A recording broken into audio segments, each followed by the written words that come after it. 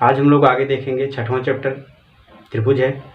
इसके पहले हम लोग 5 चैप्टर तक पढ़ चुके हैं। अभी कल पिछली वीडियो में समांतर श्रेणी खत्म हुआ था और आज आगे देखेंगे त्रिभुज। त्रिभुज के पढ़ने से पहले आप यदि हमारे चैनल को सब्सक्राइब नहीं किए हैं तो सब्सक्राइब कर दीजिए और शेयर किया करिए, तथा आपको अच्छा लगे तो आप कमेंट बॉक्स में जाकर बताया करिए कि आपको कैसा लग रहा है, और आपको अगर अच्छा लगे तो हमारे वीडियो को लाइक भी करिए। ठीक, चलिए अब देखते हैं त्रिभुज क्या होता है। त्रिभुज के बारे में तो हम लोग 9th में पढ़ चुके हैं। 3 भुजाएं हैं, तो 3 भुजाओं से घिरी हुई बंद आकृति को हम क्या बोलेंगे? त्रिभुज। ठीक, त्रिभुज में 3 भुजाएं होती हैं, इसके 3 कोण होते हैं, 3 अंतःकोण होते हैं। तो त्रिभुज के कई प्रकार होते हैं। त्रिभुज कितने प्रकार होते हैं हम शॉर्ट में बता दे रहे हैं। एक तो कोण के आधार पर होता है और एक भुजा के आधार पर। कोण के आधार पर देखिए, कोण के आधार पर पहला होता है कि समकोण त्रिभुज। कैसा त्रिभुज? समकोण त्रिभुज। समकोण त्रिभुज क्या होता है? वह त्रिभुज जिसका एक कोण समकोण होता है, अर्थात एक कोण अगर 90 अंश है तो इसको हम बोलेंगे समकोण त्रिभुज। ठीक, दूसरा होता है न्यून कोण त्रिभुज। न्यून कोण त्रिभुज, न्यून कोण क्या है? कि वह त्रिभुज जिसका तीनों कोण क्या हो? न्यून कोण। ऐसा नहीं कि इसमें भी न्यून कोण है तो न्यून कोण हो, ऐसा नहीं। तीनों कोण न्यून कोण होने चाहिए। जैसे ये त्रिभुज दिख रहा है, ये सभी न्यून कोण है, 90 से कम है कोण, इसलिए इसको क्या बोलेंगे? न्यून कोण त्रिभुज। चलिए तीसरा देखिए, अधिक कोण त्रिभुज। कौन सा कोण? अधिक कोण त्रिभुज। अधिक कोण में सब कोण अधिक नहीं होगा। जैसे इसमें था केवल न्यून वाले में केवल तीनों कोण न्यून कोण होंगे, बाकी समकोण वाले त्रिभुज में एक कोण समकोण होगा। अधिक कोण त्रिभुज में एक कोण जो होगा अधिक कोण होगा। जैसे ये आपका हो गया एक त्रिभुज, इसका एक कोण क्या है? अधिक कोण है, तो इसको अधिक कोण त्रिभुज बोलेंगे, इसको समकोण त्रिभुज बोलेंगे, इसको न्यून कोण त्रिभुज। न्यून कोण त्रिभुज में तीनों कोण न्यून कोण होते हैं, समकोण में एक कोण समकोण होगा, अधिक कोण त्रिभुज में एक कोण अधिक कोण होगा। ठीक, दूसरा हम देखते हैं भुजा के आधार पर। भुजा के आधार पर कैसा होता है? कितने होते हैं भुजा के आधार पर? पहला होता है समबाहु त्रिभुज। समबाहु का मतलब, कितना बढ़िया नाम है इसका, देखिए। सम मतलब समान, बाहु मतलब भुजा। जिस त्रिभुज की तीनों भुजाएं क्या हो? समान हो। जैसे अगर ये त्रिभुज है, इसकी अगर तीनों भुजाएं 3-3 सेंटीमीटर की बराबर है तो ये कैसा त्रिभुज हो जाएगा? समबाहु। मतलब जिसकी तीनों भुजाएं क्या हो? समान होंगी, उसको हम बोलेंगे समबाहु त्रिभुज। चलिए दूसरा देखिए, सम द्विबाहु त्रिभुज। सम मतलब समान, द्वि मतलब दो, बाहु मतलब भुजा। ऐसा त्रिभुज जिसमें 2 भुजा समान हो। कितनी भुजा समान हो? 2 भुजा समान होगा। जैसे ये त्रिभुज हमको मिल गया, ये 4 सेंटीमीटर, ये 4 सेंटीमीटर, ये मान लीजिए 3 सेंटीमीटर। ठीक, तो इसकी 2 भुजा समान है, इसलिए इसको हम क्या बोलेंगे? सम द्विबाहु त्रिभुज। सम मतलब समान, द्वि मतलब 2, बाहु मतलब भुजा। जिस त्रिभुज की 2 भुजाएं समान होंगी उसको हम सम द्विबाहु त्रिभुज कहेंगे। तीसरा होता है विषम बाहु त्रिभुज। विषम बाहु, विषम बाहु मतलब कि इसमें तीनों भुजा समान, इसमें 2 भुजा समान। अब तीसरे में आएगा एक भी भुजा समान नहीं रहेगा। तो अगर किसी त्रिभुज में कोई भी भुजाएं अगर समान नहीं है तो उसको हम क्या बोलेंगे? विषम बाहु त्रिभुज। इसकी तीनों भुजा देख रहे हैं, एक भी भुजा बराबर नहीं है, तो इसको हम बोलेंगे विषम बाहु त्रिभुज। भुजा के आधार पर 3 प्रकार के हैं और कोण के आधार पर 3 प्रकार के हैं।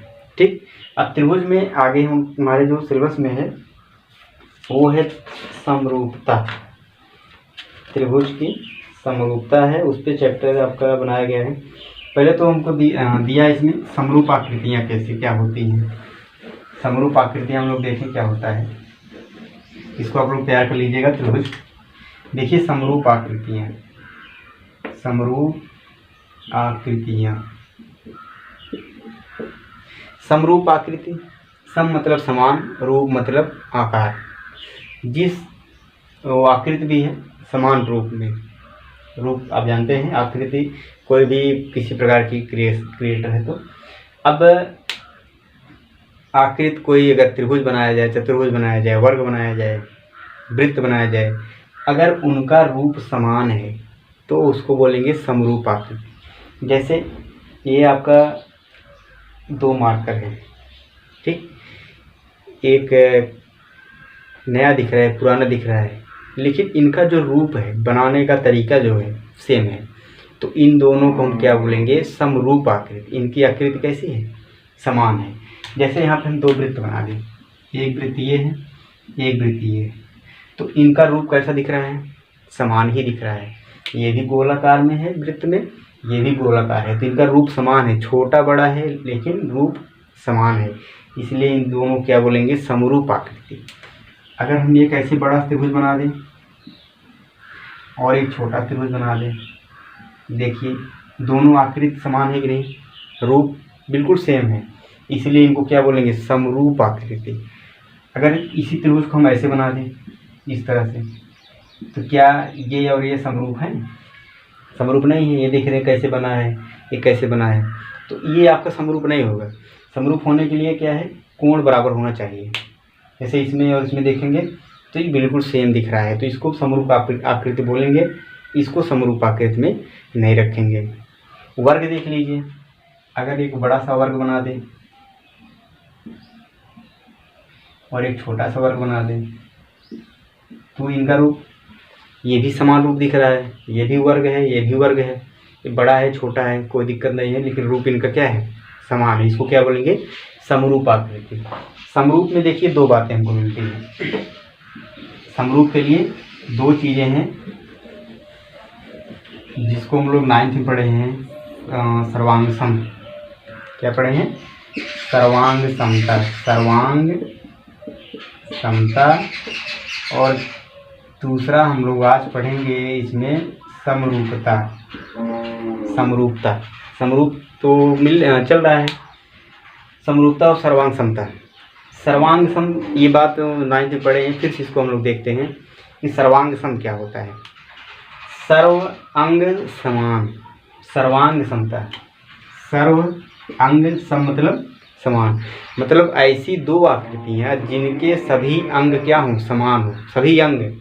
सर्व मतलब सभी, अंग मतलब जानते हैं, सम मतलब समान। जैसे अगर ये त्रिभुज है और एक ये त्रिभुज है, क्या इसके सभी अंग बराबर हैं? बराबर नहीं है। इसकी भुजाएं छोटी है, बड़ी है, तो ये सर्वांग सम नहीं है। अच्छा, अगर देखिए क्या है? समरूप है। समरूप मतलब इनका रूप क्या होना चाहिए? समान। तो इनका रूप समान दिख रहा है, इसका मतलब ये समरूप हैं लेकिन सर्वांग सम नहीं है। तो सर्वांग सम में आपको इसकी कितने अंग हैं? 3 भुजा है, 3 कोण, एक बात है। तो इनकी तीनों भुजा, इनकी तीनों भुजा बराबर होना चाहिए, इनके तीनों कोण, इनके तीनों कोण के बराबर होना चाहिए, तब हम कहेंगे त्रिभुज सर्वांग सम है। लेकिन समरूप में केवल इनका रूप देख के आप बता देंगे। रूप में आप अगर त्रिभुज या चतुर्भुज दिख रहा है तो उनके रूप का मतलब है कि उनका कोण बराबर होना चाहिए। ये कोण इसके बराबर होना चाहिए, ये आपका इसके बराबर होना चाहिए, और ये तीसरा कोण बराबर होना चाहिए। तो समरूप में केवल कोण आप देख लेंगे, अगर कोण बराबर दिख रहा है तो आप कह देंगे कि समरूप है। ठीक, भुजा का बराबर नहीं दिख रहा है लेकिन भुजा का अनुपात अगर बराबर है, जैसे ये कितना है? 2 है, ये 3 है, मान लीजिए 4 है, तो ये मान लीजिए 4 है, 6 है, 8 है, तो कोण बराबर रहेगा। कोण बराबर रहेगा तो समरूप हो गया। जब कोण बराबर रहेगा तो भुजा का अनुपात भी बराबर। अनुपात इसका 2/4, 2/4 क्या आएगा?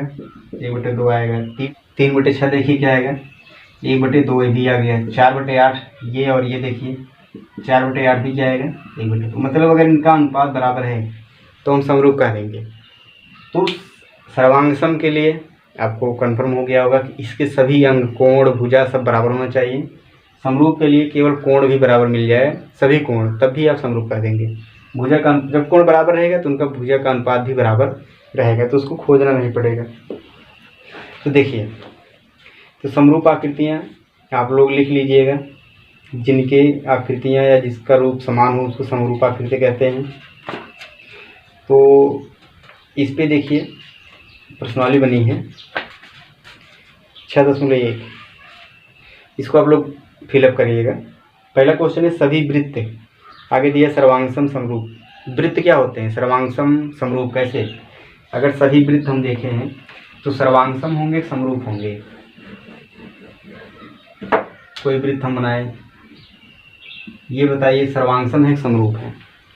सर्वांगसम तो हो नहीं सकते हैं। सर्वांग मतलब सभी अंग बराबर, जितना बड़ा ये है उतना बड़ा ये है। सर्वांगसमता की एक परिभाषा और है कि दो आकृतियाँ, ऐसी दो आकृति जो एक दूसरे को पूर्ण रूप से ढक लें। मतलब इस वृत्त को उठा के अगर इस वृत्त के ऊपर रखें तो ये पूरा पूरा इसको ढक ले। तो क्या इसको इसके ऊपर रखें ढकेगा? नहीं ढकेगा। इसको रखें इसके ऊपर ढक लेगा, लेकिन ये इसको ढक नहीं पाएगा। ढकने का मतलब है बिल्कुल सेम, तभी तो बराबर होगा। तो समरूप आकृति दिख रहा है, सर्वांगसम नहीं है। इसका मतलब पहले में हम क्या करेंगे? समरूप। इनकी आकृति क्या होती है? समान होती है। दूसरा है सभी वर्ग समरूप होते हैं सर्वांगसम। वर्ग बताइए। एक वर्ग ये है, एक वर्ग ये है, तो इनका रूप बताइए समान है या सर्वांगसम है, समरूप है?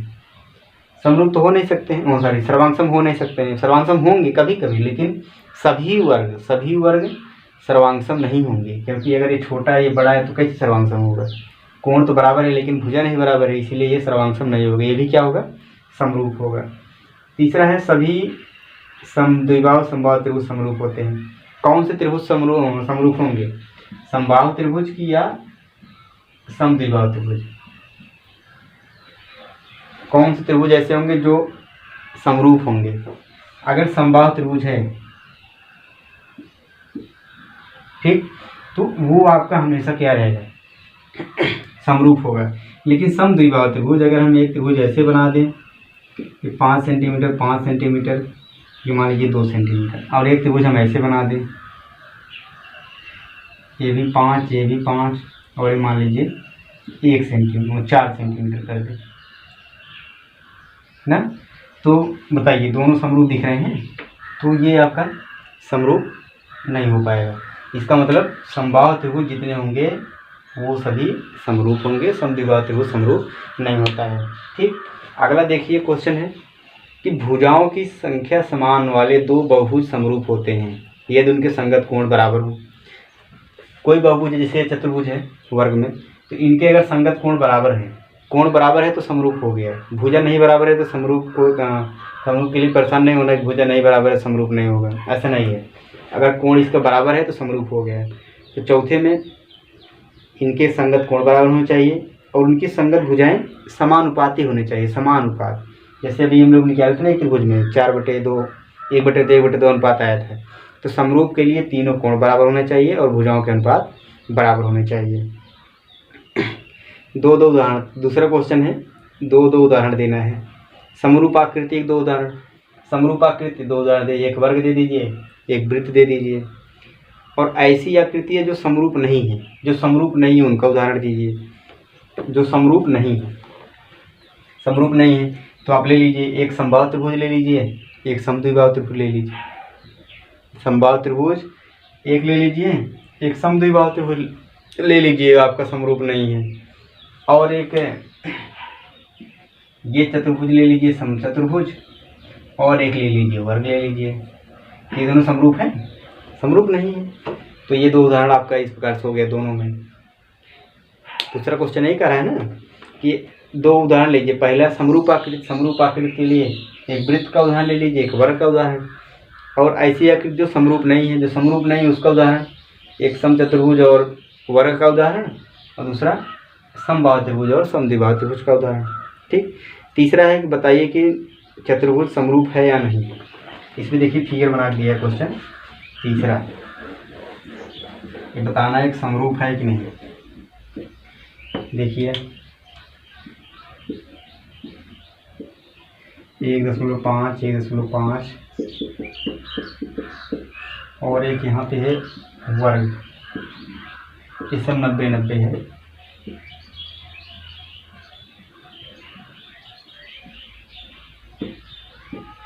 तो समरूप के लिए हम क्या बताएं? समरूप के लिए उनके संगत कोण बराबर होने चाहिए और भुजा का अनुपात बराबर होना चाहिए।